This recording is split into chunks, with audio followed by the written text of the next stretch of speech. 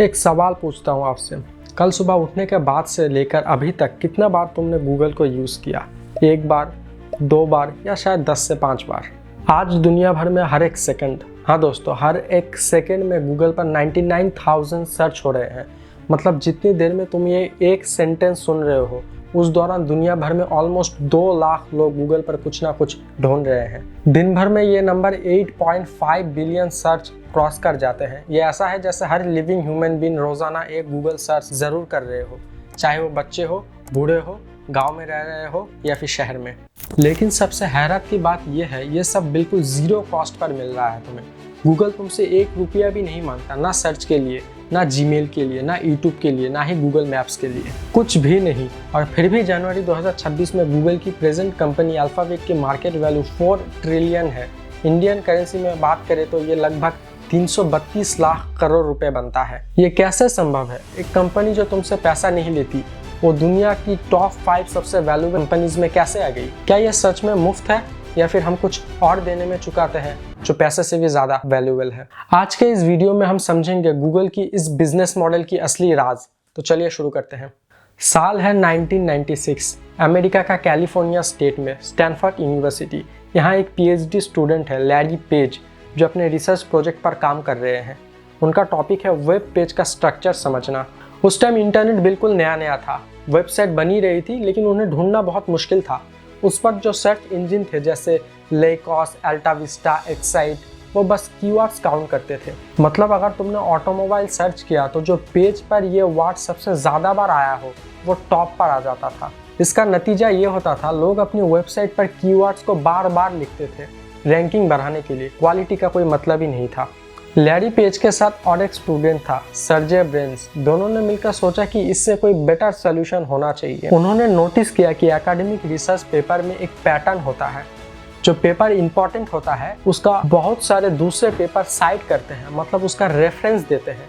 तो क्या इंटरनेट पर भी ये लॉजिक अप्लाई नहीं हो सकते हैं? उन्होंने एक एल्गोरिदम बनाया जिसका नाम रखा रैंक पेज, जो ये कैलकुलेट करता था कि कौन सी वेबसाइट को कितने सारे दूसरे वेबसाइट से लिंक मिल रहा है। मतलब अगर कोई इंपॉर्टेंट ट्रस्टेड वेबसाइट तुम्हें लिंक दे रही है तो तुम्हारी वैल्यू बढ़ जाती है। ये आइडिया रेवोल्यूशनरी था क्योंकि पहली बार इंटरनेट पर क्वालिटी को मेजर करने के लिए साइंटिफिक तरीका बन रहा था। 1998 में उन्होंने ऑफिशियली कंपनी रजिस्टर करवाई। नाम चाहिए था जो रिप्रेजेंट करे कि ये इंफॉर्मेशन को ऑर्गेनाइज करेगा। उन्होंने गो गोल ये वर्ड सुना था। ये एक मैथमेटिकल टर्म्स है जिसमें नंबर 1 के बाद हंड्रेड्स ऑफ जीरो आते हैं। लेकिन जब डोमेन नेम रजिस्टर कर रहे थे तो गलती से google.com लिख दिया और यही नाम रह गया। शुरुआत हुई थी एक रेंटेड गैरेज से। हाँ दोस्तों, वही typical silicon valley startup story. Garage, limited funds और एक बड़ा सा सपना। सुसान वोजेस्की के घर का गैरेज था मेनोलो पार्क में, जिसको उन्होंने रेंट पर लिया था $1,700 पर मंथ। इंटरेस्टिंग फैक्ट ये है, ये सुसान वोजेस्की ही बाद में यूट्यूब की CEO बनी। पहले कुछ महीनों में ग्रोथ स्लो थी, लेकिन जिन्होंने गूगल यूज किया उन्होंने देखा कि रिजल्ट कितना एक्यूरेट है। वर्ड ऑफ माउथ से लोगों को पता चला। 1999 तक गूगल ने डेली 3 मिलियन सर्चेस हैंडल करने लगा और फिर 2000 तक उन्होंने नोटिस किया कि गूगल को लोग एज अ वर्ब की तरह यूज करने लगे हैं। मैंने गूगल किया या फिर जस्ट गूगल इट, ये एक फ्रेज कॉमन हो गया था। जब आपका ब्रांड नेम वर्ब बन जाए तो समझ जाओ कि आपने कुछ एक्स्ट्रा ऑर्डिनरी कर दिया है। 2004 में गूगल ने स्टॉक मार्केट में अपना IPO की। शेयर प्राइस थी $85। आज वही शेयर की प्राइस है 340 के आसपास, मतलब डबल से भी ज्यादा। लेकिन ये तो बस शुरुआत थी, असली अंपायर बिल्डिंग अभी भी बाकी थी। लैरी पेज और सर्जे ब्रिन्स के दिमाग में सिर्फ सर्च इंजन बनाने का प्लान नहीं था। उनका विजन था कि हर डिजिटल प्रॉब्लम का सॉल्यूशंस गूगल दे सके। अप्रैल 2004 में लॉन्च हुआ जीमेल, और इसमें एक इंटरेस्टिंग ट्विस्ट था। लॉन्च डेट थी अप्रैल फूल्स डे। कई लोगों ने सोचा ये मजाक है क्योंकि जीमेल ऑफर कर रहा था 1 गीगाबाइट फ्री स्टोरेज। उस समय ये सुनकर समझ में नहीं आता था, लेकिन 2004 में ये बहुत बड़ी बात थी। माइक्रोसॉफ्ट हॉटमेल सिर्फ 2 MB देता था और याहू मेल 4 MB देता था, और गूगल आ रहा था 1000 MB के साथ, यानी 250 गुना से ज़्यादा स्पेस। लोगों ने सोचा कि ये टेक्निकली पॉसिबल नहीं है, लेकिन गूगल ने ये कर दिखाया और आज जीमेल के 1.8 बिलियन एक्टिव यूज़र हैं वर्ल्ड वाइड। और फिर 2005 में आया गूगल मैप्स। अब ये सोचिए, पहले अगर आपको किसी नई जगह जाना होता था तो क्या करते थे?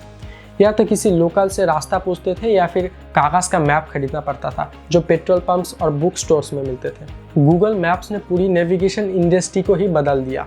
Real time traffic data, satellite imaginary, street view, ऐसा लगता था जैसे साइंस फिक्शन बन गया रियलिटी। आज गूगल मैप्स पर 2.2 बिलियन से ज़्यादा लोग एक्टिवली नेविगेट कर रहे हैं। ड्राइवर को रास्ता दिखाता है, टूरिस्ट को अट्रैक्शन ढूंढने में मदद करता है। अक्टूबर 2006 में और एक बड़ा मूव, गूगल ने खरीद लिया यूट्यूब को। उस वक्त यूट्यूब सिर्फ 18 महीना पुराना था। फरवरी 2005 में 3 दोस्तों ने मिलकर स्टार्ट किया था। पहला वीडियो अपलोड हुआ था मी एट जू टाइटल से, सिर्फ 19 सेकंड का, जिसमें को फाउंडर जावेद करीम जू में खड़े होकर हाथियों के बारे में बात कर रहे थे। आज भी वो वीडियो यूट्यूब पर मौजूद है 300 मिलियन से ज़्यादा व्यूज के साथ। Alright, so here we are in front of the elephants. Cool thing about these guys is that they have really. Google ने यूट्यूब को खरीद लिया 1.65 बिलियन में। तब के बिजनेस एनालिटिक्स ने कहा ये गूगल बहुत बड़ा रिस्क लिया है। यूट्यूब तो प्रॉफिट भी नहीं कमा रहा था उस पर, लेकिन आज यूट्यूब की एस्टिमेटेड वैल्यू 550 बिलियन से ऊपर है। गूगल का ये डिसीजन हिस्ट्री का सबसे बड़ा प्रॉफिटेबल एक्विजिशन बन गया। फिर 2007 में गूगल ने अनाउंस किया एंड्रॉयड। यह मोबाइल ऑपरेटिंग सिस्टम था जो फ्री में अवेलेबल था मोबाइल मैन्युफैक्चरर्स के लिए। एप्पल का आईफोन भी उसी साल लॉन्च हुआ था और गूगल ने तुरंत काउंटर किया। आज दुनिया का 71% स्मार्टफोन्स एंड्रॉयड पर चलता है। ये डोमिनेंस समझ लीजिए, हर 10 में से 7 फोन्स। 2008 में लॉन्च हुआ गूगल क्रोम ब्राउजर। उस वक्त इंटरनेट एक्सप्लोरर का डोमिनेंस था।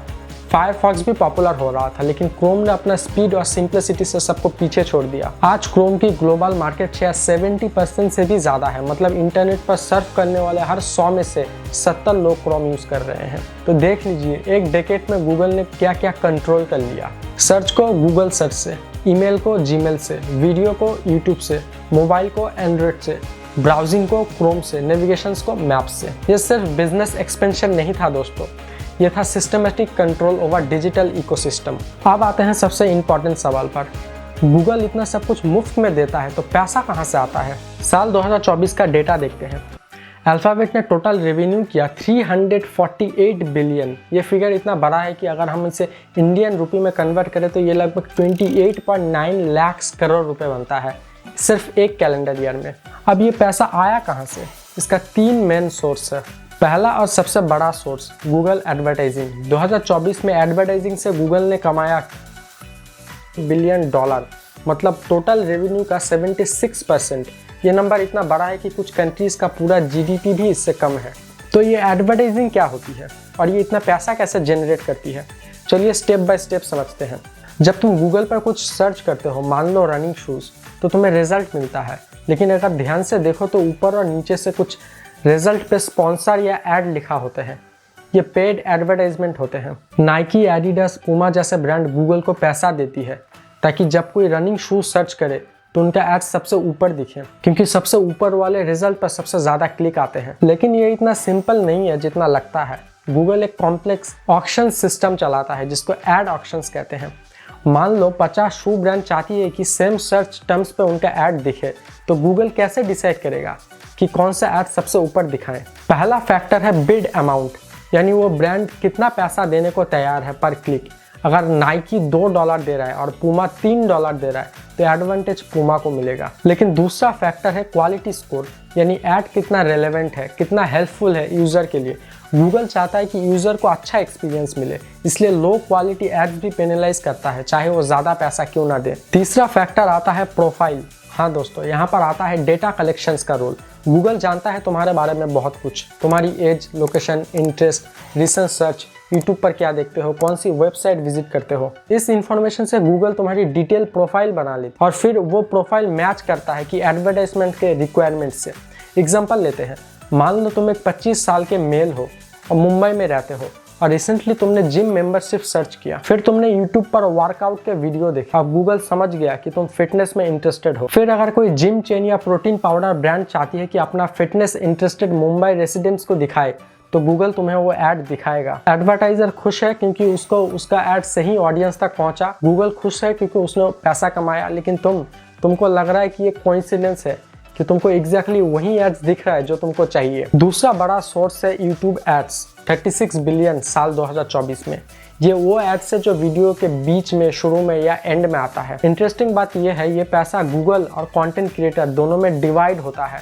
फॉर्मूला है 55/45, मतलब अगर कोई एडवर्टाइजर $100 देता है तो 55 कंटेंट क्रिएटर रखता है और 45 गूगल रखता है। तीसरा सोर्स है गूगल क्लाउड और अदर सर्विस। ये सोर्स है बिग कंपनीज के लिए जो गूगल सर्वर पर अपना डेटा स्टोर करते हैं और कंप्यूटिंग पावर यूज करते हैं। अब अगर एक्सपेंसेस देखें, रिसर्च और डेवलपमेंट पर बिलियन गया, सेल्स, मार्केटिंग और एडमिनिस्ट्रेशन पर 91 बिलियन गया, और भी कई एक्सपेंसेस है। Total operating expenses 279.4 billion. तो प्रॉफिट कितना हुआ? 109 बिलियन का नेट इनकम, मतलब लगभग 9 लाख करोड़ रुपए सिर्फ एक साल में। लेकिन अब रियल सवाल, गूगल तुमसे डायरेक्ट पैसा तो नहीं लेते, लेकिन क्या सच में ये मुफ्त है?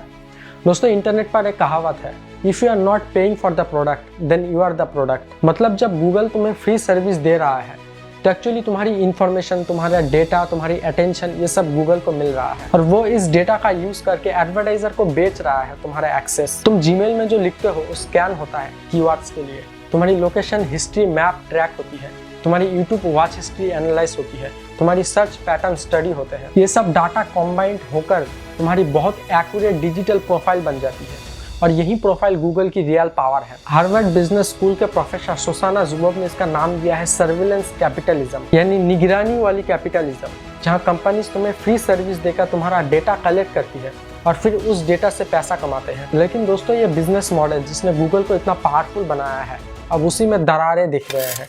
3 बड़ी प्रॉब्लम आ रही है गूगल के सामने। पहली प्रॉब्लम है प्राइवेसी का सवाल। लोग अब ज्यादा जागरूक हो रहे हैं कि गूगल उनका कैसे डाटा कलेक्ट कर रहे हैं और कैसे यूज कर रहे हैं। दिसंबर 2023 में कैलिफोर्निया की स्टेट गवर्नमेंट ने गूगल को 93 मिलियन का फाइन लगाया। क्यों?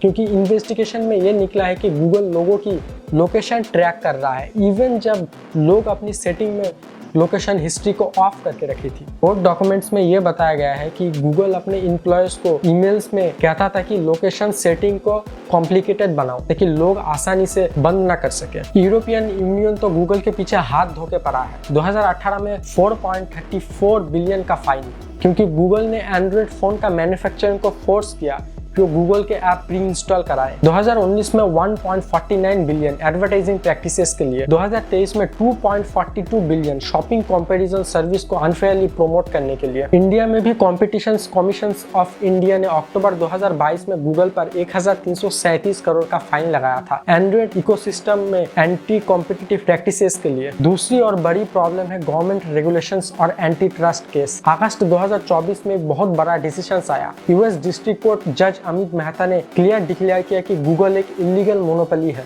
कोर्ट केस में रिवील हुआ कि गूगल हर साल 20 बिलियन से ज्यादा देता है एप्पल को, सिर्फ इसलिए कि आईफोन के सफारी ब्राउजर में गूगल की डिफॉल्ट सर्च इंजन रहे। ये डिफॉल्ट स्टेटस इतना पावरफुल है कि लोगों को पता भी नहीं चलता कि वो गूगल यूज कर रहे हैं और कॉम्पिटिशन को कोई चांस ही नहीं मिलता। अब सवाल यह है, गवर्नमेंट क्या करेगी? कुछ ऑप्शंस है, गूगल को तोड़ दिया जाए छोटी छोटी कंपनीज में, क्रोम अलग, एंड्रॉयड अलग, सर्च अलग, गूगल का डिफॉल्ट एग्रीमेंट करने को रोक दिया जाए, सर्च डेटा कॉम्पिटिटर्स के साथ शेयर करना पड़े, हेवी मॉनिटरिंग ऑन फाइन्स, ये सब गूगल के लिए बहुत बड़ा सेटबैक हो सकते हैं। तीसरी और शायद सबसे डेंजरस प्रॉब्लम है आर्टिफिशियल इंटेलिजेंस का चैटबॉट का कॉम्पिटिशन। नवंबर 2022 में जब ओपन एआई ने चैटजीपीटी लॉन्च किया तो गूगल की नींद उड़ गई। क्यों? क्योंकि चैटजीपीटी एक नया तरीका दे रहा था इंफॉर्मेशन एक्सेस करने का। तुम सीधा सवाल पूछो और एआई तुम्हें डिटेल वेल एक्सप्लेन्ड आंसर दे, ना एड्स, ना मल्टीपल लिंक्स करने की कोई जरूरत। 2025 में 58% of adult under 33 chatbot use कर रहे हैं इंफॉर्मेशन ढूंढने के लिए। गूगल ने इमीडिएटली रिस्पॉन्स किया, दिसंबर 2023 में जिमिनी लॉन्च किया, लेकिन ये डिफेंसिव मूव थी, इनोवेटिव नहीं। और ये कंपटीशन सिर्फ चैटजीपीटी से नहीं है। माइक्रोसॉफ्ट ने चैटजीपीटी को अपना बिंग सर्च में इंटीग्रेट कर दिया, मेटा अपना एआई बना रहा है, एप्पल भी एआई में हेवीली इन्वेस्ट कर रहे हैं। अगर लोग सर्च करना छोड़ के एआई चैटबॉट यूज करने लगा तो गूगल का जो 76% रेवेन्यू एड्स से आता था वो खतरों में आ जाएगा। प्लस करंट जनरेशन जैसे जेन जी, जेन अल्फा वो ऑलरेडी गूगल से ज़्यादा सोशल मीडिया यूज़ करते हैं इंफॉर्मेशन के लिए।